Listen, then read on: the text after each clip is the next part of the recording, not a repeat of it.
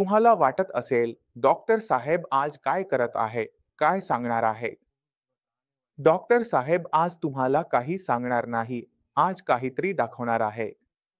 तर मी जे करत आहे, तुम्ही असं म्हणू शकता की मी झुलतोय. मी त्याची करत आहे. यामुळे मदत होऊ शकते. हे समजून घेण्याची गरज आहे. सुरुवातीला आपण गंभीर होतो, समजून घेतो. काय आहे पाकिस्तान पेशंटमध्ये म्हणजेच पेशंटच्या शरीरातील हालचाली फारशा होऊ शकत नाही. जेव्हा पेशंट व्यायाम करतो तेव्हा स्नायू कडक होऊ लागतात. कधी कधी स्नायूंना वेदनाही होतात. म्हणून पाकिस्तान पेशंटसाठी असे काही व्यायाम प्रकार असतात जिथे शरीर मोकळे, सक्रिय होते, शरीराला आणि मेंदूला छान वाटते.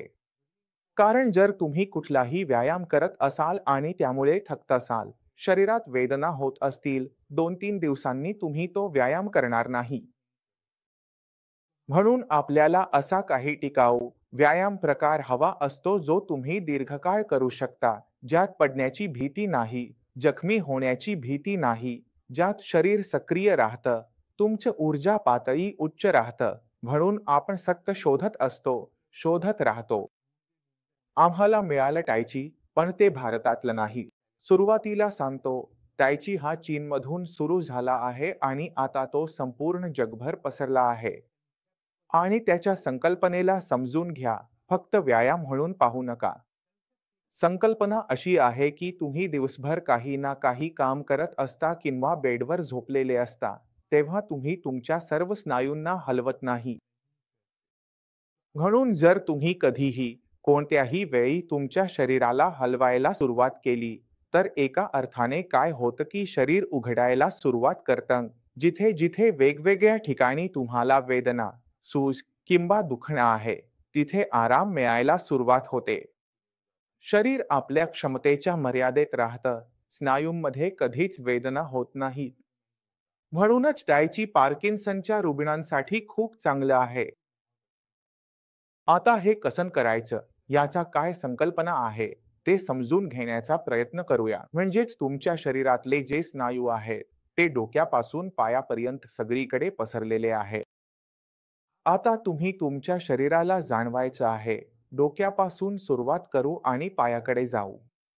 तर आपण सकाळी उठलो, उभे राहिलो की आज आपण तायची करणार आहोत. एक छानसं म्युझिक लावलं, जे तुम्हाला आवडतं, लता, मुकेश, रफी, कुणाचंही. तुम्ही ते म्युझिक लावलं आणि त्या गाण्याला अनुभवत तुम्ही तुमच्या शरीराची हालचाल करायची आहे. याला तुम्ही डान्स असंही म्हणू शकता. तर या स्टाईलची सुरुवात करूया, मग हे झुमणं सुरू होईल. तुम्ही झुमायला सुरुवात केली की तुमच्या सांध्यांमध्ये हलकी हलकी आवाज येऊ शकते, जणू काही ते चटकले आहेत. यामुळे काय होतं ने, आपण ऍक्टिव्ह होत आहोत, आपली स्नायू उघडत आहेत, ऍक्टिव्हेट होत आहेत. जेव्हा आपण संपूर्ण शरीर एकदा हलवतो, तेव्हा आपण डोक्यापासून सुरुवात करू. मग तुम्ही हळूहळू, कुठेही वेदना नाही, कुठलीही अडचण नाही, ते फिरवलं, सरळ आणि उलट फिरवलं. आता हे किती कठीण काम आहे. माझ्यासाठी कठीण नाही, तर तुमच्यासाठीही कठीण नसेल. तर मान झाली, पुढे आलो आणि किती कठीण काम आहे. 5 वेळा सरळ, 5 वेळा उलट ऍक्टिव्हेट करा. आता काहीही करा, पाय उघडा, जागा तयार करा आणि शरीराची जी मूव्हमेंट आहे, ती गाण्याबरोबर केली आहे ना, शरीराच्या हालचाली सुरू केल्या. आपल्याला गाण्याच्या ज्या धूनमध्ये चाललंय, तीच पकडायची आहे. काय चाललंय, पाय कसे चाललेत, हे विचारायची गरज नाही. जेव्हा तुम्ही तुमच्या शरीरात चांगला बॅलन्स बनवायला लागता, तेव्हा पाय उचलून चालण्याचा प्रयत्न करा.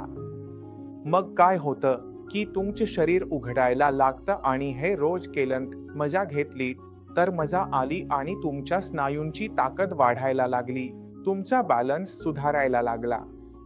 आणि हे सगळ्यांकडे जाऊन ते आपल्याला व्यायाम करवतील. आपण पुन्हा येऊ, घरचे पाठवत आहे. तुमचा दिवस काहीतरी असं करून सुरू होतो. म्हणून मजा आली, म्हणजे पप्पांनी मन जिंकून घेतलं. काय करत होते, छान करत होते. मग काही दिवसांनी बघा, मुलगाही तुमच्या सोबत करत आहे. कारण त्यालाही मजा येते. नातूही पुढे करत आहे, त्यालाही मजा येते. आता जे तुम्ही एकटे करत होतात, ते आता संपूर्ण कुटुंब एकत्र करत आहे. म्हणून या गोष्टी असतात ज्या आयुष्यात आपण म्हणू शकतो, जिथे दुर्लक्ष करतो, विसरून जातो. याचा खूप फायदा होतो आरोग्यदायी राहण्यासाठी आणि आजारातून बाहेर पडण्यासाठीही.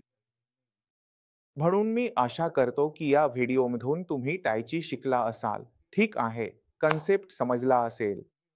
टायचीवर खूप साऱ्या व्हिडिओज आहेत. मी इच्छितो की तुम्ही YouTubeवर जाऊन बघा कारण मी प्रोफेशनल नाहीये. पण जितका मी या व्हिडिओ बनवण्यात आनंद घेतोय, तितकाच तुम्हीही हे करताना आनंद घ्याल अशी मला आशा आहे. याच्यासोबतच मी परवानगी घेतो. पुढच्या व्हिडिओमध्ये भेटूया. तोपर्यंत बाय बाय.